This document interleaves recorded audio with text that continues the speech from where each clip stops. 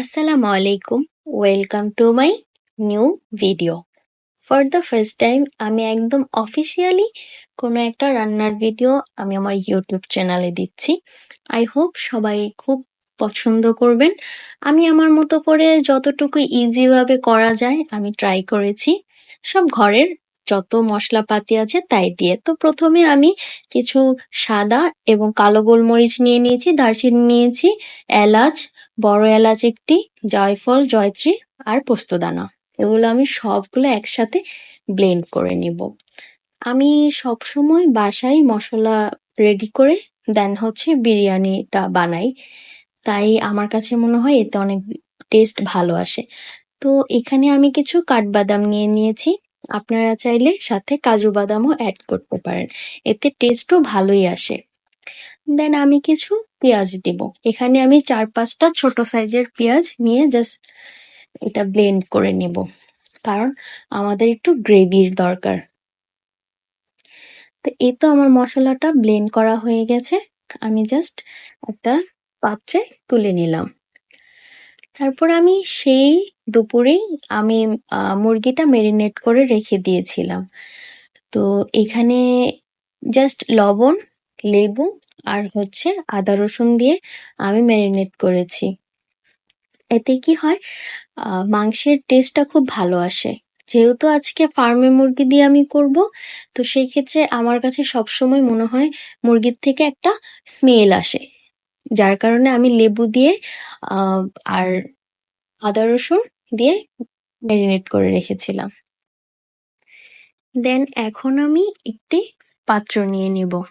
আমি অলরেডি চুলাতে একটি ফ্রাই প্যান দিয়ে দিয়েছি, এতে আমি কিছু তেল দিব। এখানে আমি একটু বেশি পরিমাণের তেল দিব, কারণ এই তেলেই আমি কিছু পেঁয়াজ বেরেস্তা করে নিব।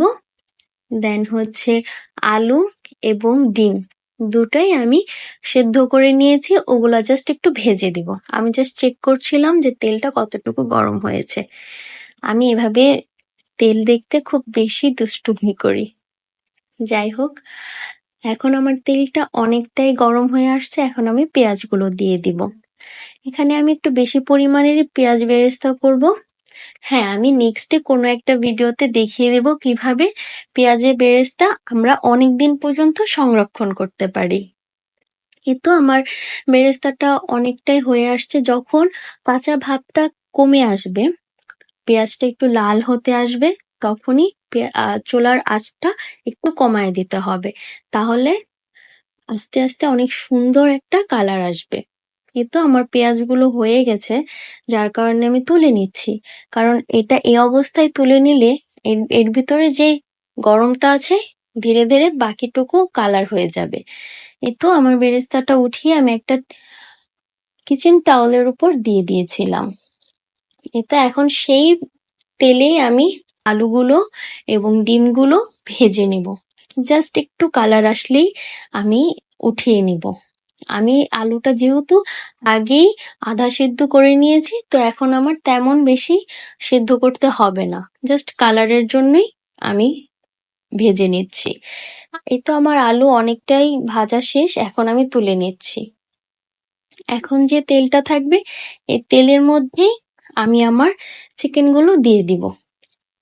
এই অবস্থায় চিকেনগুলো খুব বেশি ফুটছিল, এটা খুবই আনসেফ হয়ে যায়, তো সবাই একটু ডিস্টেন্স করে এবং সতর্কতা অবলম্বন করে আপনারা চিকেনগুলো দিবেন।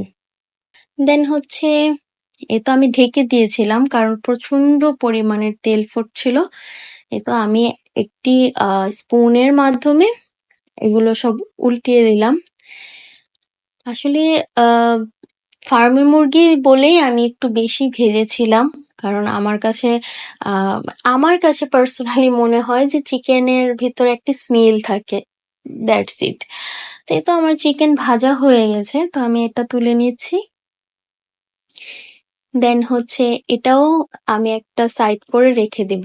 দেন এখন আমার যেই বেরেস্তা এবং সবকিছু করেছি, ওই তেল থেকে সামান্য পরিমাণ তেল নিয়ে আমি এখন আমার চিকেনটা রেডি করব।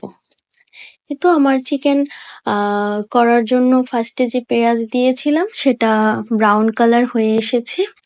এখন আমি জাস্ট এটা যাতে পুড়ে না যায়, যার কারণে আমি একটু পানি দিয়ে দিয়েছি। অনেক সময় হয় কি, একটু পেঁয়াজের কালার চেঞ্জ হলে তরকারি কালারটাও চেঞ্জ হয়ে যায়। তো এখানে আমি একটু পেঁয়াজ বাটাটা দিয়ে দিচ্ছি। এই তো আমার পেঁয়াজ বাটা দিয়ে আমি একটু নেড়ে চেড়ে নেব। এরপর এখানে আমি একটু পরিমাণ আদা রসুন দিয়ে দিব। আমি আদা দিয়ে দিলাম, তারপরে রসুন দিয়ে দিব। এটা দিয়ে আমি আবার অনেকক্ষণ কষাবো, যাতে এই কাঁচা পেঁয়াজ এবং কাঁচা আদা রসুনের স্মেলটা যাতে চলে যায়, সেজন্য অনেকক্ষণ কষাবো। 5 থেকে 10 মিনিট। তারপরে আমি পরবর্তী মশলাগুলো ইউজ করব। এই তো তখন অনেকটা তেল ছেড়েছিল। এখন আমি দেখলাম যে না, একটু স্মেল আসতেছিল, যার কারণে আমি আবার একটু পানি দিয়ে কষাচ্ছিলাম। আসলে আমার সবসময় মনে হয় তরকারি ভালো করে কষানোর মধ্যেই টেস্টটা ভালো আসে। এখানে আমি যেসব উপকরণগুলো নিয়েছি সেগুলো একটু দেখিয়ে দিচ্ছি। এখানে টমেটো সস ছিল, দেন আমার সেই ব্লেন্ড করা মশলা ছিল, বাদাম বাটা ছিল, টক দই ছিল। আমার এই পেঁয়াজ এবং আদা রসুনের যে গ্রেভিটা আছে, এটা যখন কষানো হয়ে যাবে, এর থেকে কাঁচা কাঁচা স্মেলটা চলে গেলে আমি একে একে সবগুলো মশলা দিয়ে দিব। এতো আমি প্রথমে বাদাম বাটাটা দিয়ে দিচ্ছি। এখানে যতটুকু নিয়েছিলাম আমি সবটাই দিয়ে দিলাম। তারপরে টমেটো সস এবং টক দইটাও দিয়ে দিয়েছি। সরি, আমি সেই ক্লিপটা আনফরচুনেটলি নেওয়া হয়নি, বাট ওই সবগুলোই মশলা দেওয়ার পরে আমি জাস্ট নেড়ে এটা আরেকটু কষিয়ে নিব। ভালো করে নেড়ে দিচ্ছি, কারণ নিচে যাতে না লাগে, কারণ নিচে যদি লেগে যায় মশলাটা তাহলে এতে কালার নষ্ট হয়ে যাবে। এখানে আমি ব্লেন্ড করা যে মশলা ছিল সেগুলো দিয়ে দিচ্ছি। আমি এখানে এক্সট্রা করে কোনো মশলা ইউজ করব না, এখানেই আমার সব মশলা আছে। তো কিছু মশলা আমি সাইডে রেখে দেব, এটা পরবর্তী দমে দেওয়ার সময় আমি এটা আবার হালকা করে ছিটিয়ে দিব। এই তো আমার এটা কষানোর জন্য আবার কিছুক্ষণ কষানোর পর এখন আমি আবার চিকেনটা দিয়ে দিচ্ছি। চিকেনটা দিয়ে ভালো করে নেড়ে চেড়ে চিকেনের গায়ে যাতে মশলাগুলো যায় সেজন্য ভালো করে নেড়ে চেড়ে দিচ্ছি। তারপর আমার কিছু বাটার মিল্ক ছিল, সেটা দিয়ে দিলাম। দেওয়ার পরে এখন আমি এটা ঢেকে দিব। এখন এটা 10 থেকে 15 মিনিট থাকবে, বাট এর মধ্যে চেক করতে হবে যাতে নিচে না লেগে যায়, কারণ নিচে লেগে গেলে, আমি বারবার বলছি, তাহলে কালার এবং টেস্ট দোনোটাই নষ্ট হয়ে যাবে, স্মেলও নষ্ট হয়ে যাবে। দেন আমার হয়ে গেছে, এখন আমি এগুলো তুলে নিচ্ছি। তুলে এখন আমি এই এই হাঁড়িতেই আবার পোলাওটা রান্না করব। তো আমি সব উঠিয়ে আবার যে এক্সট্রা তেল ছিল সে চিকেনের, ওইটার থেকে তেল নিয়ে এখানে জাস্ট পোলাওটা রান্না করে নেব। কেউ তেলের কালার দেখে ভয় পাবেন না, কারণ এটা পোলার কালার চেঞ্জ করবে না। এখানে আমি কিছু এলাচ, দারচিনি দিয়ে পেঁয়াজটা দিয়ে একটু ভাজা ভাজা করে দেন। এখন আমি অনেকক্ষণ আগে আমি চালটা ধুয়ে পানি ঝরতে দিয়েছিলাম, আমার পানিটা ঝরা শেষ। এখন আমি একদম চুলায় ননস্টপ নাড়তে থাকবো, কারণ এটা হচ্ছে অনেক ইম্পর্টেন্ট একটা পার্ট। আপনি চালটা যত সুন্দর করে নাড়াচাড়া করে ভাজা ভাজা করতে পারবেন, তাহলে পোলাওটা অনেক বেশি টেস্টি হয় এবং খুব ঝরঝরা হয়। অবভিয়াসলি পানিটাও দরকার ঠিকঠাক মতো দেয়া, বাট এই প্রসেসটাও অনেক বেশি ইম্পর্টেন্ট, কারণ যত বেশি ঝরঝরা করে ভাজা যাবে ততই টেস্ট ভালো আসে। আপনি জাস্ট দেখবেন আমি অনেকক্ষণ করেছি। এখন আমি 1 কাপ দুধ দিয়েছি, তারপর এখানে পানি দিচ্ছি। আমার পানিটা গরম ছিল, আমি আরেক চুলায় পানি গরম করে নিয়েছিলাম। এখন আমি পানিটা দিয়ে এটা দমে দিয়ে দিব। অবশ্যই পোলা রান্নার সময় একটু দুধ দেওয়ার ট্রাই করবেন, তাহলে পোলার কালারটা খুব সুন্দর আসে এবং খেতেও একটা অসাধারণ টেস্ট আসে। তো আমি সবসময় চেষ্টা করি পোলাতে একটু দুধ দেওয়ার। এখানে আমার পানিটা যখন পুরো বলক চলে আসছে, তখন আমি কিছু কাঁচামরিচ মাঝখান দিয়ে ভেঙে ভেঙে দিয়ে দিয়েছি, আর কিছুটা আনাম দিয়ে দিয়েছি। যেগুলো ভেঙে দিয়েছি এটা জাস্ট একটু নিজের ফ্লেভারটা যাতে পোলাওর সাথে মিশে যায়। তো এই অবস্থায় আমি লবণটা চেক করে লবণও দিয়ে দিলাম। এই তো এখন এটাতে আমার আর কোনো কাজ নেই, আমি এটা এখন দমে দিয়ে দিব। জাস্ট দিয়ে চুলার আঁচটা একদম লো করে রেখে দিলাম। তার পাশে আমি একটু দুধ নিয়ে একটু জাফরান দিয়ে কালার, এটা হচ্ছে আমি যখন দমে দিব তখনই দেওয়ার জন্যই আমি এটা আলাদাভাবে রেডি করে নিয়েছি। একটু দুধের মধ্যে জাফরান দিয়ে দিয়েছি, এটার অনেক সুন্দর কালার আসে, অনেক বেশি সুন্দর। এটা আমি যখন কাশ্মীর গিয়েছিলাম তখন নিয়ে আসছিলাম। এই জাফরানগুলো খুবই ভালো, আর এর কালারটা খুব সুন্দর ভালো আসে এবং স্মেলটা অনেক ভালো। এই তো এখন আমার পোলাওটা দমে দেয়া ছিল সেটা হয়ে গেছে। এর মধ্যে আমি যত কাঁচামরিচ এবং গোটা মশলাগুলো আছে এগুলো আমি সব তুলে নিব। দেখেন আমার পোলাওটা ঝরঝরা হয়েছে। এই অবস্থায় আর বেশি নাড়াচাড়া না করে আমি এখন মশলাগুলো তুলে নিব। এই তো আমার সবগুলো মশলা তোলা হয়ে গেছে। এখন আমি জাস্ট সবচেয়ে ইম্পর্টেন্ট পার্ট যেটা সেটাই করব। আমি আলাদা একটি পাত্রে কিছু পোলাও উঠিয়ে রাখবো। তারপরে হচ্ছে নিচে কিছু রেখে এখন আমি চিকেনটা দিয়ে দিচ্ছি। এই এই ধাপটা হচ্ছে যার যার ইচ্ছে মতো। আমি এখানে প্রথমে 3 পিস চিকেন দিয়েছিলাম, তারপর কিছু কিশমিশ দিয়ে দিয়েছি, তারপর কিছু বেরেস্তা দিয়ে দিচ্ছি।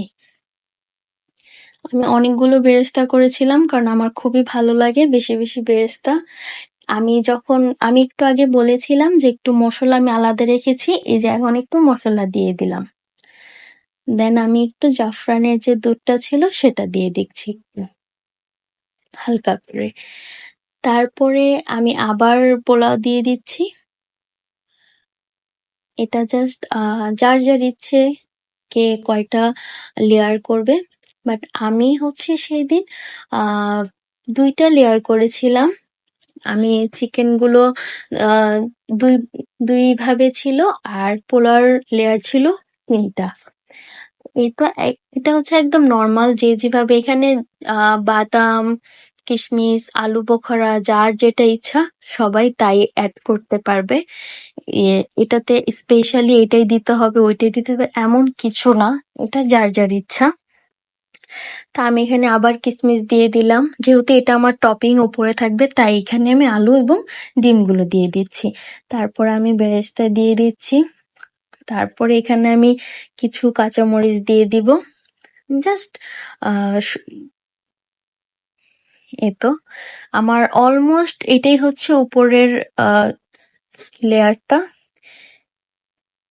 তো আমি এখানে একটু বেশি করে জাফরানের দুধটা ইউজ করব যাতে উপরের থেকে কালারটা নিচ পর্যন্ত খুব ভালোভাবে যায়।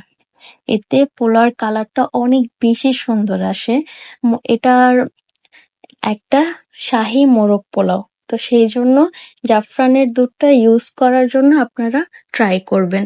তো এই অবস্থায় আমি কাঁচামরিচ বেরেস্তা দিয়ে একটু পরিমাণ ঘি দিয়ে দিব, কারণ ঘিটা না দিলে সেই রাজকীয় স্বাদটা স্মেলটা আসেই না, সেই জন্য। তো আমার হয়ে গেছে, আমি প্রায় 15 থেকে 20 মিনিটের মতো একদম লো আছে দমে দিয়ে রেখেছিলাম।